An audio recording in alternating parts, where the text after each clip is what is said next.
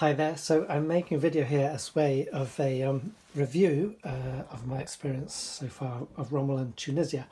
By so far I mean we have come to on the 12th game week out of a potential 26. The game turn trap goes up to 28, but this reinforcement and so forth scenario information only goes up to 26. But anyway, on the 12th week we have victory for the 5th German and 1st Italian armies, having taken Beaune, the port and airfield and so forth of Beaune here, from the Allies, British, some French and American forces, and so consequently the front collapses before, in 2 weeks' time, the 8th Army would be arriving over here, just off here on this road here. The Axis have taken Sfax, which is another port here, so they have two ports. They have two ports here, so Tunis, Bizerta and Sfax. They've just taken Beaune, that's the 4th port on the map. They've also placed themselves nicely here. You see, this is these areas here are called chots, and they're impassable. So the Axis will set themselves up on the coast road here, sort of at the pass, and then there's a road through the chot here. There's another way through here, just one hex a gap, but it's not a road. That could be very slow, especially in mud turns. So essentially there's 3 ways through here from the 8th Army to get on and kind of disturb any Axis gains, and so they're already consolidating some forces. They've sent 2 divisions there.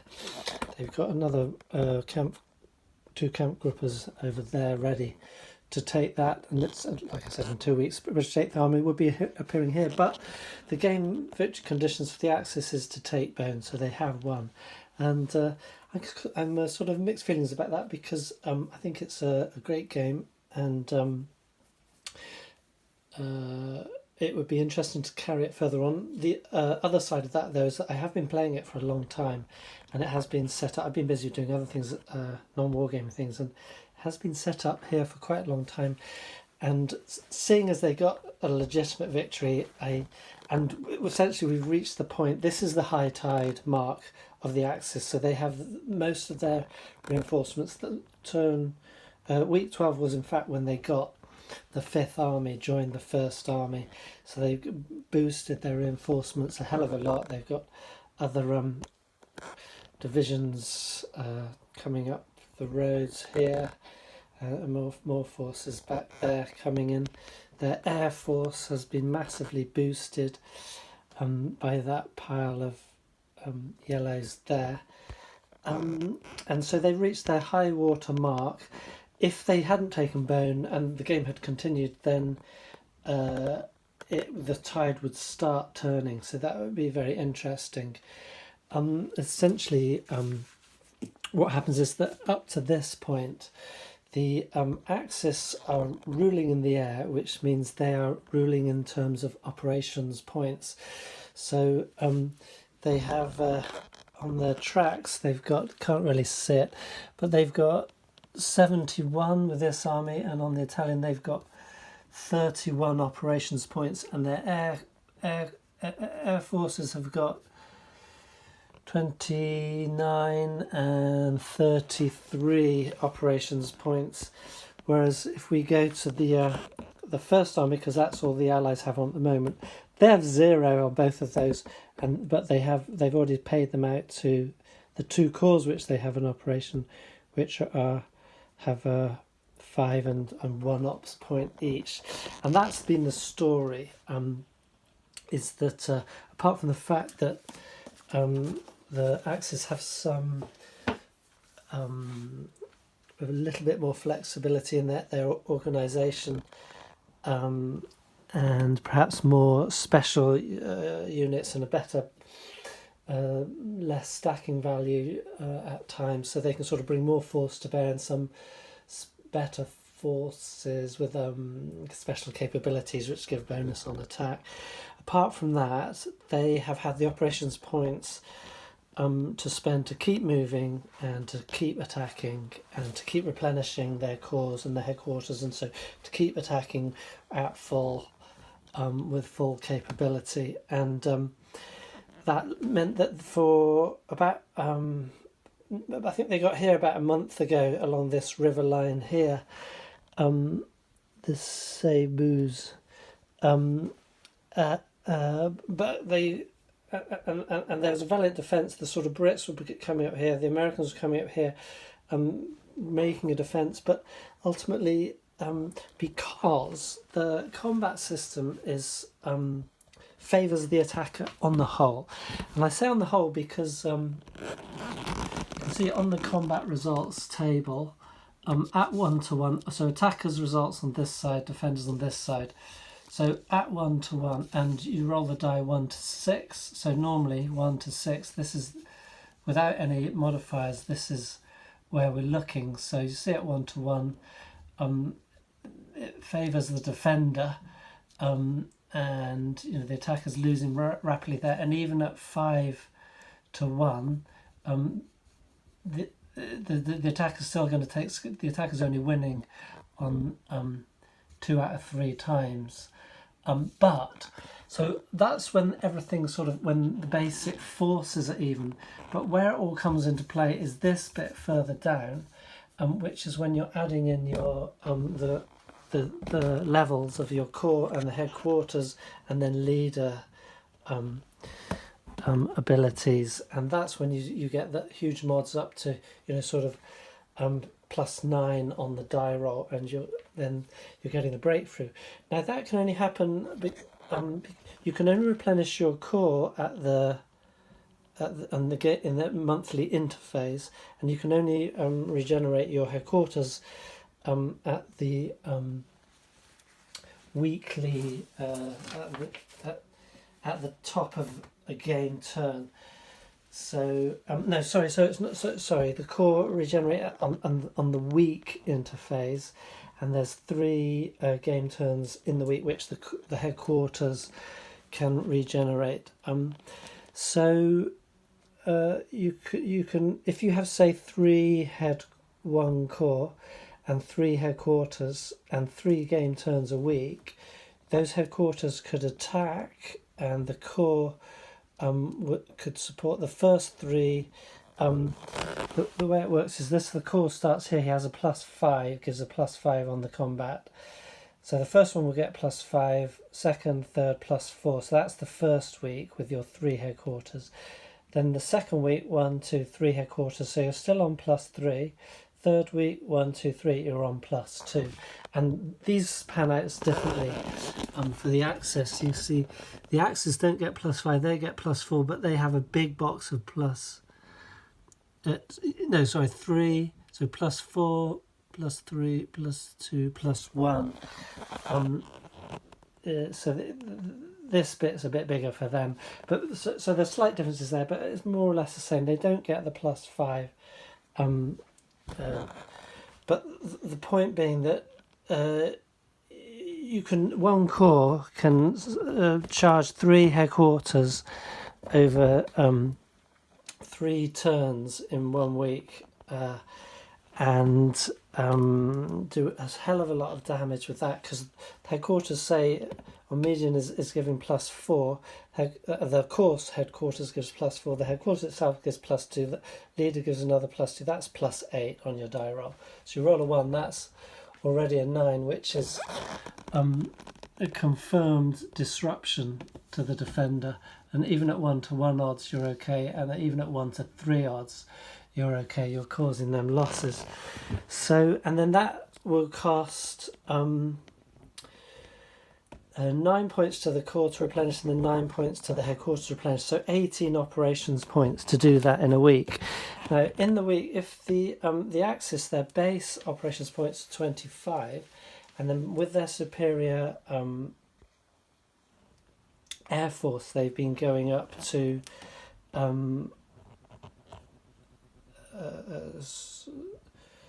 25. Let's see, so they're adding about 22, maybe even 30. So they're getting 50 operations points a turn. So you can see supporting 3 headquarters at 19 ops points is a cinch. And if you've got 2 corps, which they do have, and they've now got a few more, seeing as the 5th Army came in, that's say 40 operations points just do that. That leaves 10 for your air. So that's a bit of a pinch. You can't do all of that, but you've still got a hell of a lot enough to play with. Whereas the Allied First Army was getting their bog standards. It's a set amount of 18 points. They put 9 on the Air Force. Sorry, because they needed at least 6 points to bung in the Air Force to combat the Axis cover for their operation points, because that little battle has to go on there. The Allies have to keep feeding in at least 6, and they've just gone up to I think 10 points they're spending on Air Force to combat the Axis Air Force. Otherwise the Axis will be getting even more operations points. But then it starts to change, because on the 14th week, the net strategic advantage goes over, instead of to the Axis, to the Allies. So that represents like air happening outside this theatre, sort of on the way to this theatre. So you don't need to spend anything from that. It's just a balance shifts in that way. So in that way, then the Allies will start getting the net gain of ops, and they will even be able to subtract from the Axis base. So I calculate the Axis could be getting as low as 15 points, maybe possibly even lower if the Allied person spends more on their Air Force. But 15 points up to the end, for the towards the end, the last say 10 weeks of this campaign is worse than the Allies were getting, and you can see how they were falling back. Now it's not too bad as a defender that you don't, because you're not spending ops points to attack, but a defence against an attacker who's using his corps and his headquarters, not just sort of leaving units out to try and battering them against each other. So essentially focusing attacks and say 2 or 3 definite points each turn, you're just going to get beaten back. So in that sense, your defence has to start becoming an offence to try and regain ground, because if the attacker, as I said, is spending those supports that the corps and the headquarters offer, it sort of abstracts concentration of effort, artillery, barrages, etc., etc., etc. If you can't meet that at some place, you're just going to get beaten back and back. The one thing I sort of learned was starting to the Allies have tons of air force, and as I mentioned in the previous video, they were hardly using much of it. I started using some of it just to try and disrupt the headquarters and so forth. So they're not very successful because they don't get any combat bonuses, so it's just a bare die roll on the combat results table. But there's the odd occasion where they did disrupt a headquarters, and the corps headquarters would be disrupted for a whole week, not just a game turn. And you have to spend points to undisrupt them and so forth. So I think it's a very good game, and comparing it to OCS is an interesting proposition, because I've only played the first iteration of OCS. I had DAC 2, but I sold it to get me to Italy, and OCS is very expensive prices at the moment. So I'm not sure when I'm going to get into that, but comparing it to that, because most people know that it's a simpler system. This one is a simpler system. The scale and the sort of the scope is the same, but the system is simpler. It happens a bit more. It happens quicker. You're not sort of tracking supplies moving up and forward. You're just spending ops points. And so I really like it because of that, but it's also different in the way, just in how it looks at its combat results table, and its how tracked, wheeled and foot move differently. I know they do an OCS, but it's obviously choosing slightly different nuances here. So it's great. I also compare it to Edelweiss and all that ilk of games. The which was that John Shetler's system, the West War system, which I also have more of that. I'd like to look at that in comparison to it, and another one that escapes my mind at the moment. But yeah, I think this is great. It took quite a bit of ironing out the wrinkles in the game system, and you can see, because it's so old, I spent a fair bit of time putting colour coordinating bands on around units so I can see at a glance where my leaders, where my headquarters, where my core headquarters are. Because otherwise it's difficult to see, and it's amazing. Sort of 1979. You see, you see the tiny little one up there. That's to tell you that's First Army thing. Now it's not so important there, but for example, here you have 3 of these for each, from 1 to 6 detachments. So each could have 3 detachments in each, 1, 2, 3, 4, 5. So you could imagine if you had 18 of these scattered about the map with these tiny little number 1s stuck in them. So I modified them so you could just see it at a glance. It's funny how their vision was 10 times better in 1979. I left that one there just to show you that disparity between how things were done then and how we do them now, with a lot more sort of clarity and colours. One thing, it just wasn't available then, but that kind of myopic clarity that we require now. It's quite interesting.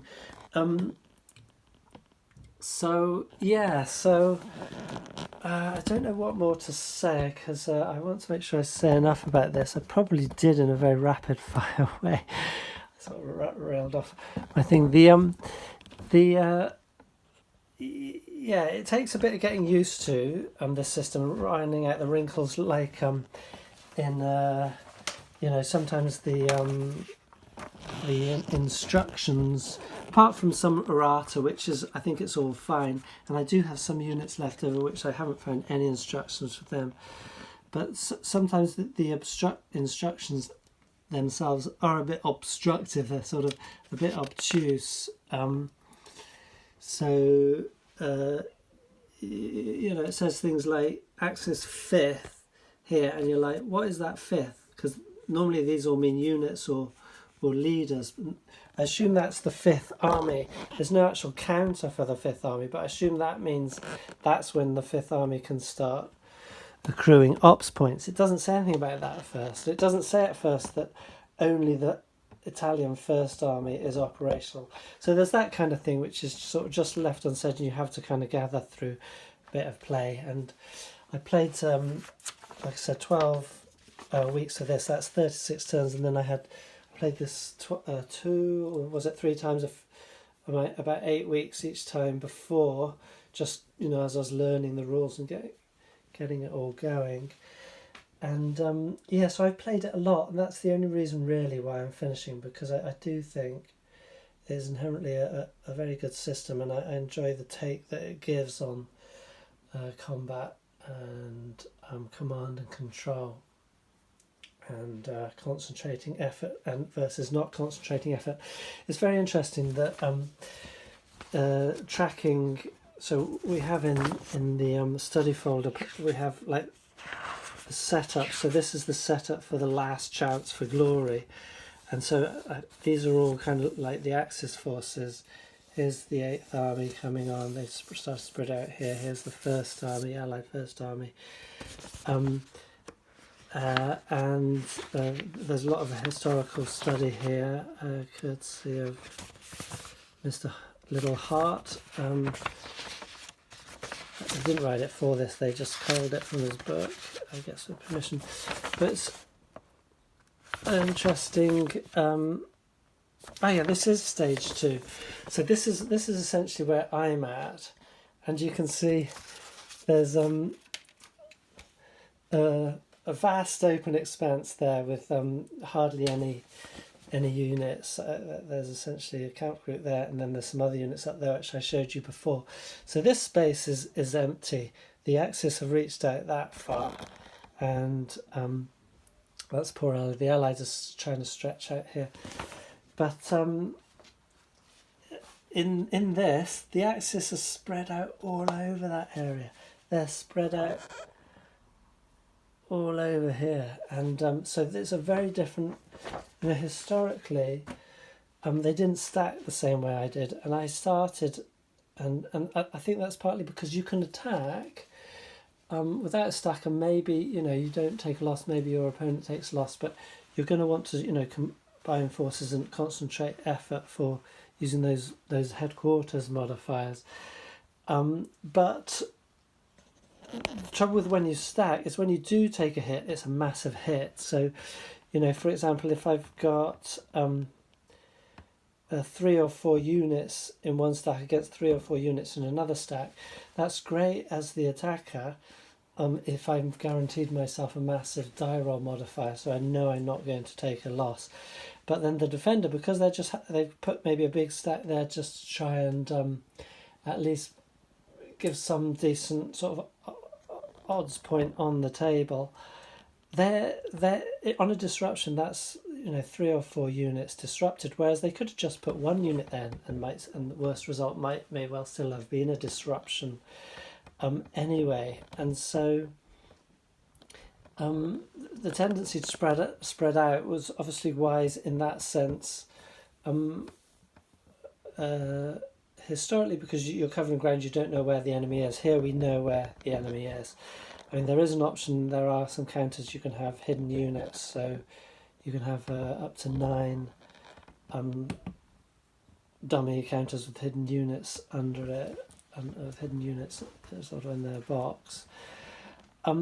But I think as the defender I should have spread out more and just taken the hits and not let whole divisions be disrupted, fed in brigades or even battalions at a time from a division, and just falling back with the bulk and then sort of striking out. Difficult, the Allies are up to this point, as I said, because they didn't have much ops, but it would be interesting to see the game played with the different style, with more historically accurate sort of spread out style than I performed. The thing is, though, maybe this is a complaint against the game, is that the game system doesn't reward that, because for units that aren't foot, when they move you have to spend ops per stack. So if you have 3 units in a stack, it's 1 ops to move them, motorised or wheeled. If you have those 3 units spread out, that's 3 ops to move them.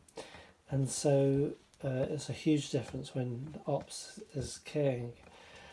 And so presumably that was why, historically they were more spread out of there. They just didn't have the petrol to charge along here, but the game system simplifies it such that if I did stack, and yes, I might get hit and have a whole division disrupted, but then I can move that whole division very quickly. So maybe I took a gamble that paid off, and with a defender who concentrated more on, say, air attacks or spread out better and then preserve forces and did attack me back, it would have cost the Axis a lot more. So yeah, you see lots there for me to think about, and sort of urges to play again and see how it would play again differently the next time. So like I say, I can leave that there for now, though. I've loved it, and now I'm leaving it. because I want something fresh. I've been at this one for a long time. I just want to try something different, you know, that bane of luxury. And as it happens, I had a sense to go to John Shetler and try Second World War operational to compare immediately to this. You know, my dream is to compare OCS, Edelweiss system, Rommel Tunisia, and even the West War, because I think it's a bit different, even though it's still John Shetler. And the other one is forgotten at the moment. To compare them all in consecutive games and a comparative video. But as it is, I'm going to go to the Lace Wars and next. So it's still operational, but just very different. So it's Red Sash's Lace Wars, and it's going to be Charlie's Year. I'm looking forward to that because it'll be quite a different change of flavour and scene. So there we go, that's it for now. As I keep saying, don't know why, it's very pretentious. Over and out.